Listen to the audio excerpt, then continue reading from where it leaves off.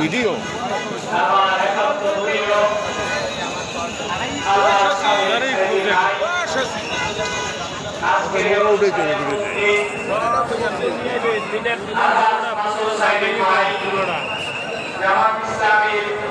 কেন্দ্রীয় staff secretary general advocate Moazzem Hossain Belal,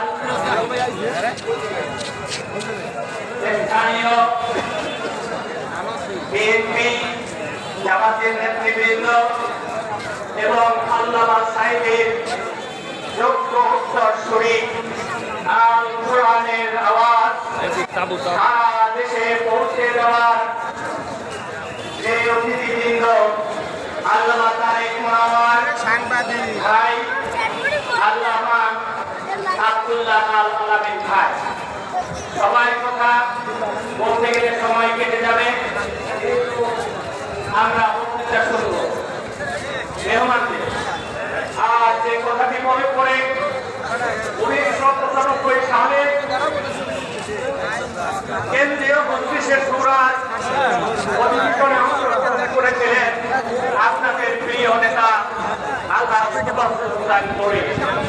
Farid ভাই ঢাকা থেকে ফিরে এসে বললেন, শফিক ভাই সাঈদী সাহেব হুজুরের নামে আমাদের একটি ফাউন্ডেশন করলে ভালো হয়।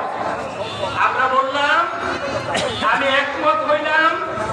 তখন আমরা বৈঠক করে 1996 সালে আল্লামা সাঈদী ফাউন্ডেশন প্রতিষ্ঠা করা হলো।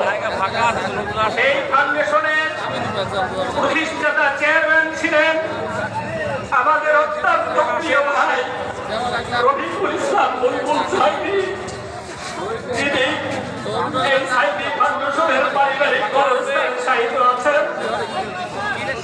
আজ স্মরণ করে জনাব আবু আলী আহমদ চৌধুরী, শামসুল হুদা চৌধুরী, লিয়াকত আলী শেখ বাচ্চা, জনাব বাবুল গাজী, যে সমস্ত নেতৃবৃন্দ ইতিমধ্যে ইন্তেকাল করেছেন, আমি তাদের রূহের মাগফিরাত কামনা করে আমার বেশি বক্তব্য আজকে দেওয়ার নাই, দুইটি একটি কথা বলি শেষ করব। মেহমানদের বসিয়ে রেখে আমাদের বক্তৃতা করার আজকে দিন নয়।